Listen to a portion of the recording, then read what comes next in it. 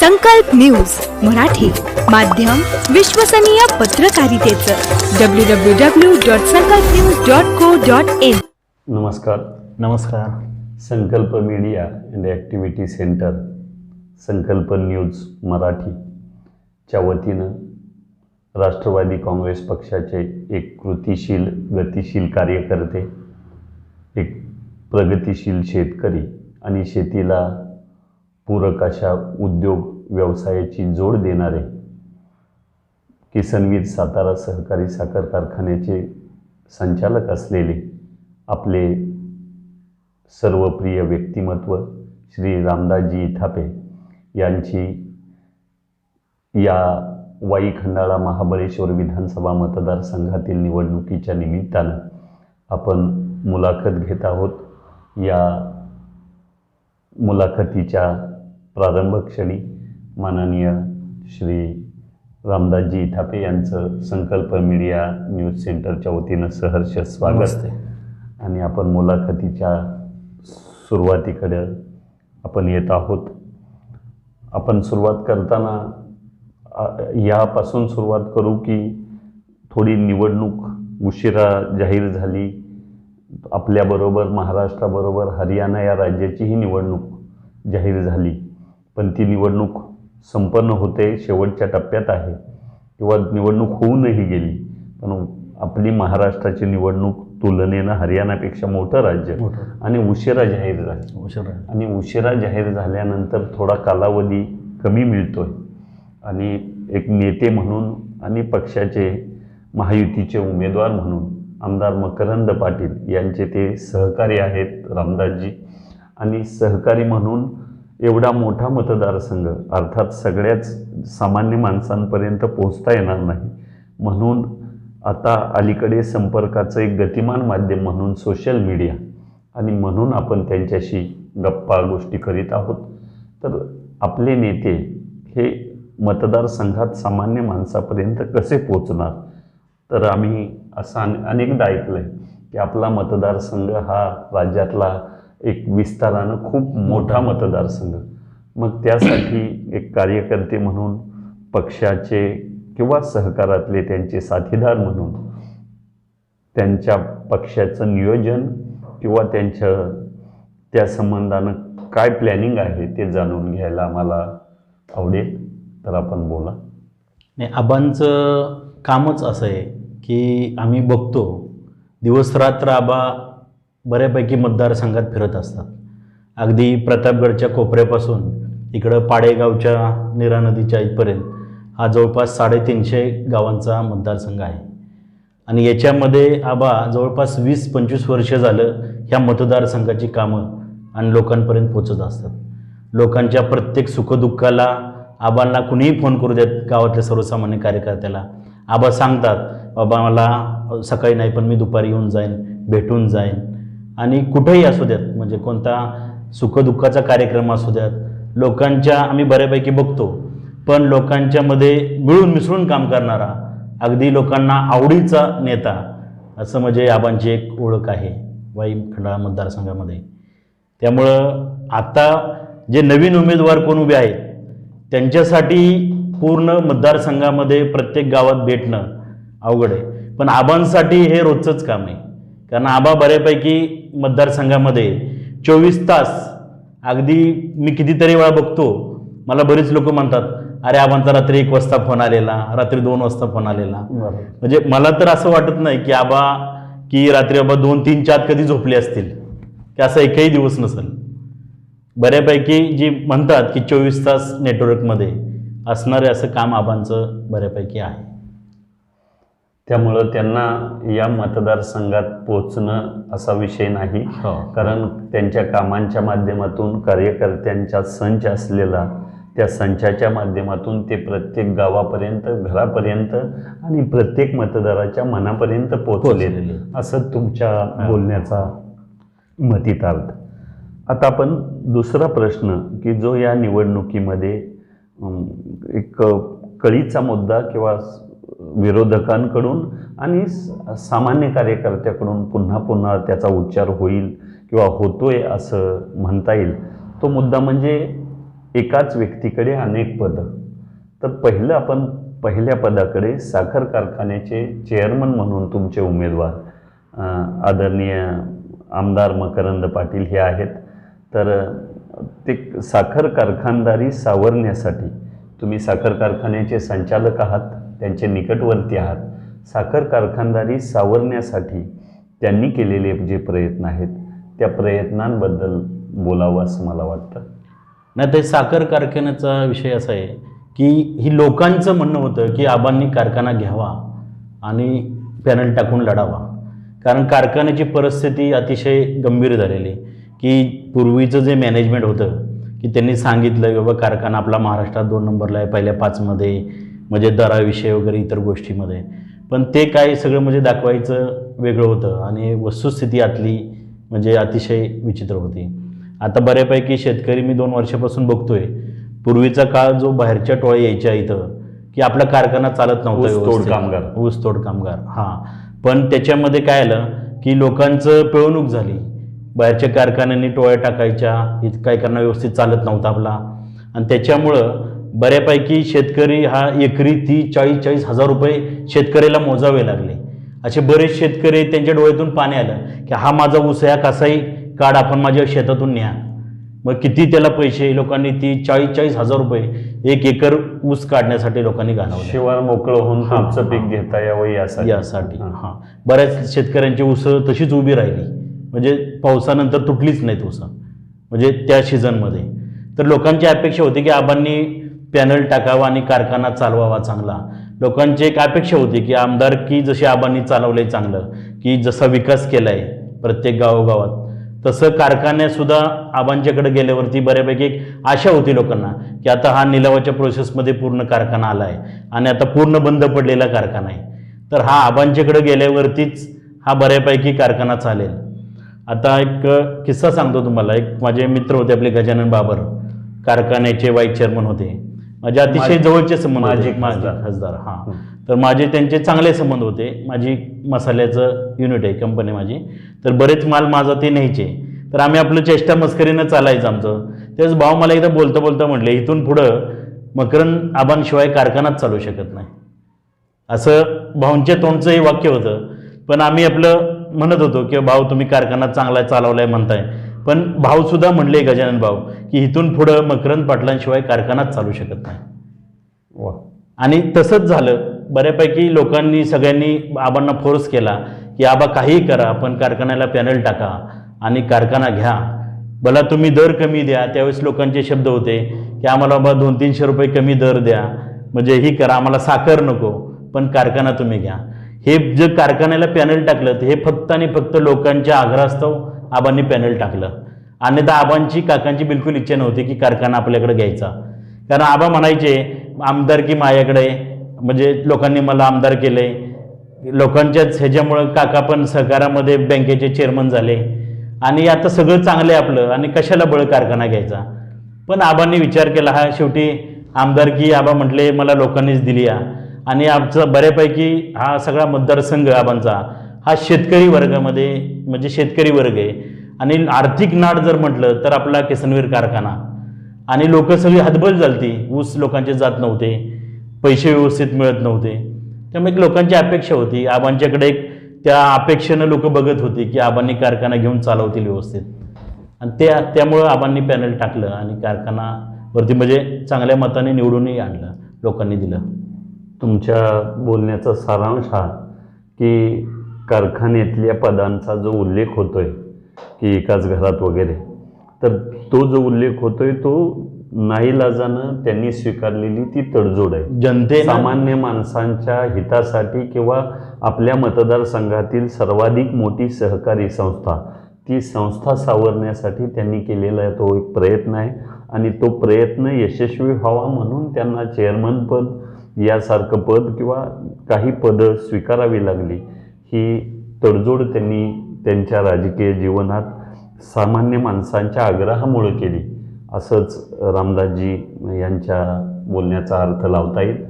आपण पुढच्या प्रश्नाकडे वळू की एकाच कुटुंबात खासदार आणि आमदार हा ट्रेंड थोडासा या संबंधानं समाजात चर्चा होते. विरोधकांकडून हा मुद्दा हात उंचावून सांगितला जातोय, त्यासंबंधी आपण थोडं विस्तारानं बोलला तर.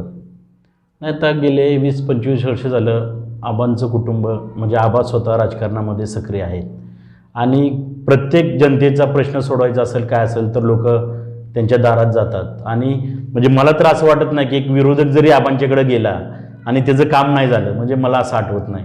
मी किती वेळा तरी बघतो असं की इलेक्शनला आबांच्या विरोधात लोक काम करतात आणि परत आबांच्याकडे जातात आणि त्यांची कामं करून घेतात.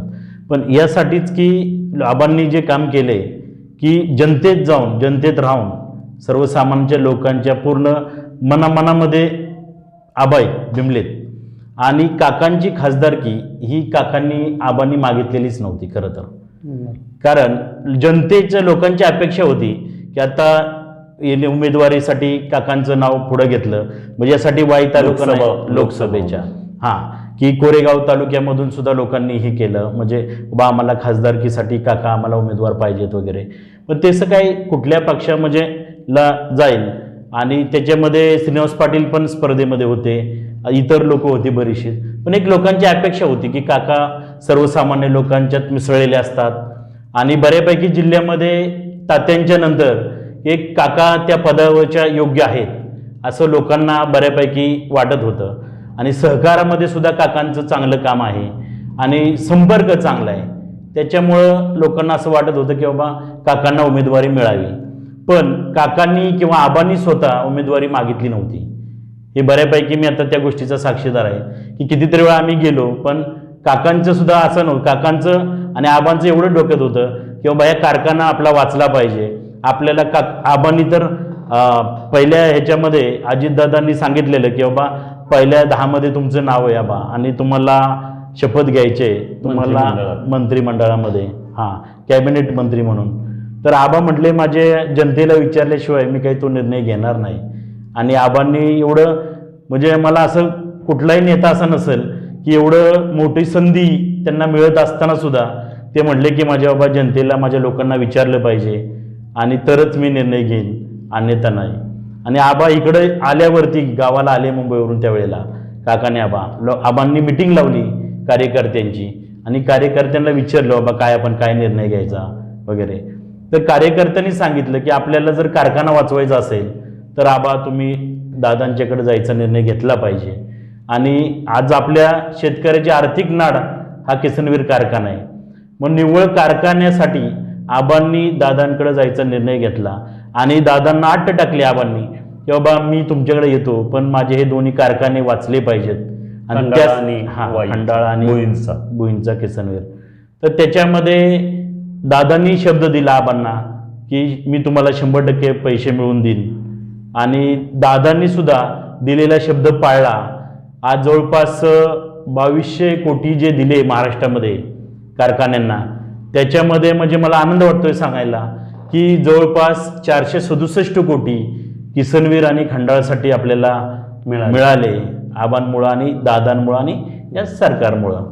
त्यामुळे जो आबांनी निर्णय घेतला तो आजच्या परिस्थितीमध्ये तरी चांगला आहे आणि हा जनतेच्या हिताचा आहे असं मला वाटतंय. म्हणजे तो निर्णय तुम्ही साखर कारखानदारीचे हंगाम सुरू करून जे काही प्रयत्न केले होते जे काही परिश्रम घेतले होते त्या परिश्रमाला तो निर्णय पूरक ठरला असंच तुम्हाला वाटतं. अगदी अगदी.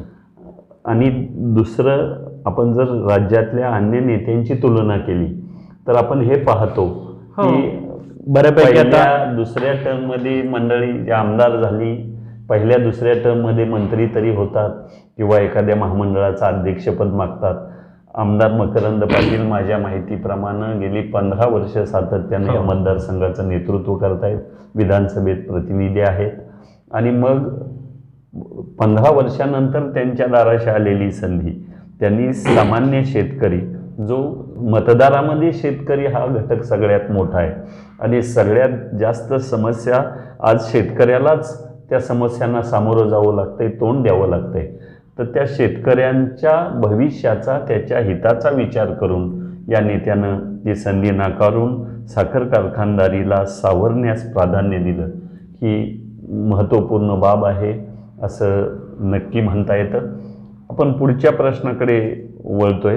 पुढचा प्रश्न असा आहे की विकासाच्या बाबतीत ते सातत्यानं गावागावात समाजात पोचलेले आहेत, पण सहकारी संस्था मध्येही त्यांचं नेतृत्व आहे.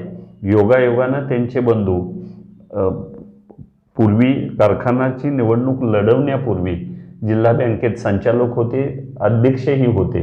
सातारा जिल्हा मध्यवर्ती बँक एक देशात राज्यात सतत अग्रमानांकित असलेली ही संस्था आहे.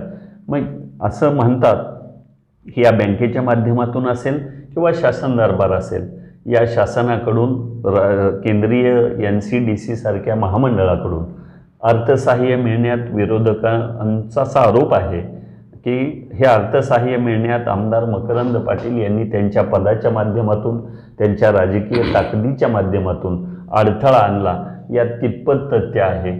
कर्ज मिळू शकलं नाही साखर कारखान्याला, या मुद्द्यामध्ये आपण कितपत तथ्य आहे असं मानता? नाही, याच्यामध्ये कारखान्यावरती आता मी स्वतः संचालक आहे मी केसनवीर कारखान्याचा, आणि काका नितीन काका हे चेअरमन आहेत जिल्हा बँकेचे, आणि आबा आमदार असताना सुद्धा आज आम्ही बघतोय 2 वर्ष झालं कारखाना चालवला, आम्हाला कुठल्याही बँकेने 1 रुपया कर्ज दिलं नाही.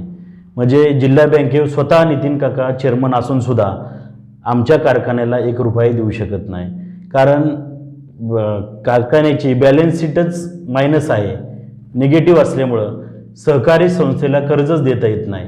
आणि हा मुद्दा हा त्यावेळेला पण लागू होता.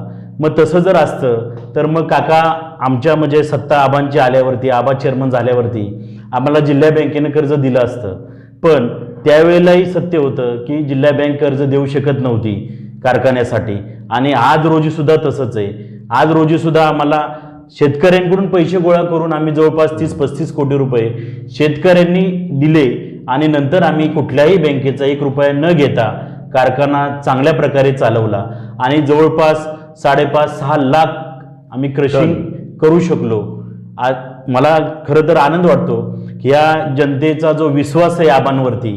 बोलता बोलता त्या दिवशी काकाही बोलले की म्हणले मी जर, आमची अपेक्षा होती की काकांनी चेअरमन व्हावं, आबांना बाकी व्याप असतात जास्त, तर पण काका म्हटले की मी जर चेअरमन झाला असतो तर हे जे लोकांनी 35 कोटी रुपये दिले ते माझ्याकडे बघून दिले नाहीत, ते आबा चेअरमन आहेत म्हणून लोकांचा विश्वास आहे आबांच्यावर, आणि म्हणून आबांनी ते 35 कोटी आबांच्याकडे बघून लोकांनी दिले, आणि आपण 2 वर्ष कारखाना कुठल्याही बँकेचा 1 रुपया न घेता चालवू शकलो. हे अगदी मुद्द्याच्या जवळ आहात तुम्ही, कारण खाजगीही काही पर्याय होते, पण सहकारी साखर कारखानदारी किंवा एकूणच सहकारी क्षेत्र अशा स्थितीत न जात आहे की त्या क्षेत्रावर विश्वास ठेवायला गुंतवणूकदार असतील, उद्योगपती असतील, अशी कुणीच मंडळी तयार नसताना अशा काळात ह्या नेतृत्वावर असलेला जो लोकविश्वास आहे तो तुम्ही ज्या पद्धतीनं मांडलात, किंवा ठेवींच्या रूपानं तुम्ही जो लोकविश्वास आहे तो लोकविश्वास पुन्हा वापरात आणून सहकारी साखर कारखानदारीला पुनरुज्जीवन केलं किंवा पुनर्जीवित केली.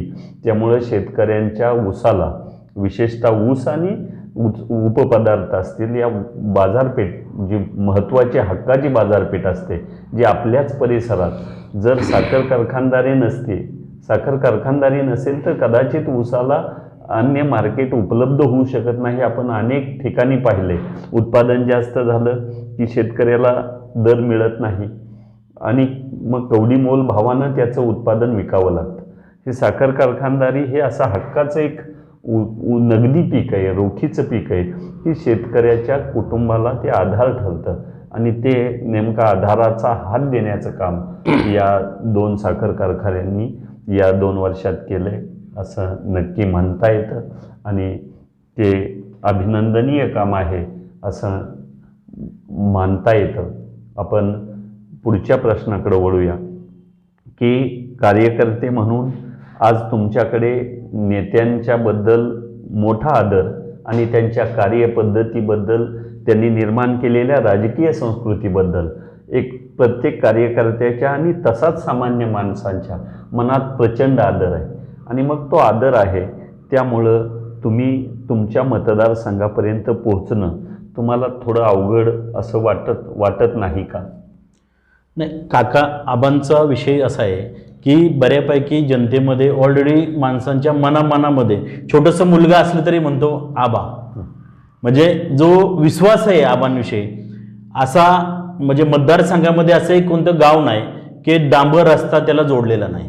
आबांनी विकास तर विकास आहेच, कामं त्यांची आहेतच, पण असं खेडोपाडे कुठलं गाव नाही वरती पश्चिम भागात वरती असू देत, महाबळेश्वर तालुक्यामध्ये एवढी छोटी छोटी गावं आहेत, पण तिथं असं एक कोणतं गाव नाही की त्याला रस्ता जोडलेला म्हणजे डांबर नाही. की मी बऱ्यापैकी फिरत असतो, बघतो मी पण बऱ्यापैकी सर्व रस्ते हे सगळे डांबर आहेत, म्हणजे कच्चा रस्ता खडतर रस्ता कुठेही नाही. पाण्याचे प्रश्न असतील, आज बऱ्यापैकी मी बघतो की ह्या पिण्याच्या पाण्याचा जे अशी भरपूर गाव आहेत की आबांनी पहिला प्रश्न मार्गी लावला पाण्याचा, की लोकांना जनतेला मुबलक पिण्यासाठी पाणी मिळालं पाहिजे. यासाठी बऱ्यापैकी स्कीमासुद्धा म्हणजे आबांनी हे केल्यात शासनाच्या माध्यमातून. पेयजल योजना आबांच्या प्रत्येक गावामध्ये कुठले म्हणजे आबा सांगतात की मला कोणत्या गावानं पाण्यासाठी म्हणजे पिण्याच्या पाण्यासाठी मागितली स्कीम आणि मी कधी नाही म्हणले असं मला कधी आठवत नाही. अर्थात पिण्याचं पाणी, रस्ते ह्या मूलभूत सुविधा आहेत आणि ह्या सुविधा गावागावात पोचल्यानंतर त्या गावाच्या प्रगतीचा मार्गसुद्धा सुकर होतो, सोपा होतो आणि तेच काम आणि कामं करत असताना आबांनी कधी मताकडे बघितलं नाही की एखादी छोटीशी वाडी वस्ती असेल की बाबा इथं मग 5-50च मतं आहेत, 100च मतं आहेत. अगदी छोट्याशा गावामध्ये सुद्धा अगदी आबांचंच नाव मकरंद आहे, मकरंद गड आहे, की कुणाला स्वप्नात पण वाटलं नसतं की एवढ्या गडावरती रस्ता डांबर जाऊ शकतो. अगदी म्हणजे ते लोकांना सुद्धा असं वाटत नव्हतं की इकडं आम्ही डांबर रस्त्यानं येऊ आपल्या घरी, पण एवढ्याशा छोट्या गावामध्ये सुद्धा आबांनी डांबर रस्ता नेलाय तिथं. आणि बऱ्यापैकी अगदी 50-100 लोकांची वस्ती असेल तिथं सुद्धा कोट्यावधी रुपयाची कामं, विकास कामं, अगदी पूल असतील, छोटे मोठे बंधारे असतील, अगदी खूप सारी कामं म्हणजे सांगता येतील आबांची, की लोक आबांकडे नाही गेली की बाबा आम्हाला हे काम पाहिजे, पण आबांच्या डोक्यात असतं रस्त्यानं जात असताना, मतदारसंघामध्ये फिरत असताना की बाबा इथं ह्या कामाची गरज आहे, इथं स्मशानभूमी चांगली नाही, इथं स्मशानभूमी झाली पाहिजे, इथं हा पूल झाला पाहिजे. म्हणजे इतकं बारकाईनं मतदारसंघामध्ये असतं. बारीक लक्ष ठेवणारा जर नेता कोण असेल, अगदी मी तर म्हणतो महाराष्ट्रामध्ये, तर ते मकरंद पाटील असतील. अगदी खऱ्या अर्थानं जे त्यांचं काम असतं हे कामाची आता म्हणजे पोचपावती म्हटलं तर आता ह्या मतदारसंघामध्ये जे तुम्ही मगाशी म्हटला की आपल्याला कसं फिरणार तुम्ही, तर आबांनी फिरायची आवश्यकताच नाही. आबांचे जे खाली तयार केलेले कार्यकर्ते छोटे मोठे आमच्यासारखे, की आबांनी इतकी ताकद दिली त्यांना की तेच खाली काम करत असतात. आणि असा म्हणजे गाव नाही की गावामध्ये आबांचे एक कार्यकर्ता असेल तर खाली 50 कार्यकर्ते असतात त्यांचे, की बाबा तो मोठा कार्यकर्ता आहे खाली बाबा त्याची कामं करतात, असं नाही. आबांसाठी सर्वच एकसारखे असतात, की सर्वसामान्य कार्यकर्ता पण तो माझा आहे असं आबांचं म्हणणं असतं. म्हणजे लोक माझ्यापर्यंत आले पाहिजेत असं नाही, लोकांनी लोकांमार्फत लोकांसाठी काम करणारं जे सरकार अपेक्षित असतं ते सरकार यांच्या रूपानं, आमदार मकरंद पाटील यांच्या रूपानं जनता अनुभवते आणि कार्यकर्त्यांचीही तीच भावना आहे. तीच भावना आपल्या मनातून व्यक्त झाली. म्हणजे या नेतृत्वावर इतका विश्वास आहे की आपण बोलताना असं म्हणालात की महाराष्ट्रात जर अव्वल नंबर द्यायचा झाला तर या नेतृत्वाला, त्यांच्या कार्यपद्धतीला, त्यांच्या राजकीय एकूणच वाटचालीला द्यावा लागेल. आणि ती जनतेची जी भावना आहे ती भावना तुम्हाला या निवडणुकीत नक्की मदत करेल. आणि तुम्ही फक्त माध्यम आहात, नेता आधीच सामान्य माणसांपर्यंत पोहोचलाय. निवडणूक हे त्यांच्या कामाची पावती किंवा पसंती देण्याचं एक माध्यम आहे असं आपल्या नजरेतून किंवा बोलण्यातून जाणवलं. अशा या नेतृत्वाला या निवडणुकीत भरभरून यश मिळावं आणि अशीच त्यांच्या सेवेचा जो यज्ञ आहे, लोकसेवा यज्ञ, तो असाच अखंड राहावा अशा शुभेच्छा संकल्प न्यूज मीडियाच्या वतीनं, आमच्या सर्व दर्शकांच्या वतीनं आम्ही देतो आणि आपल्या मुलाखतीला आपण पूर्णविराम देऊया. धन्यवाद.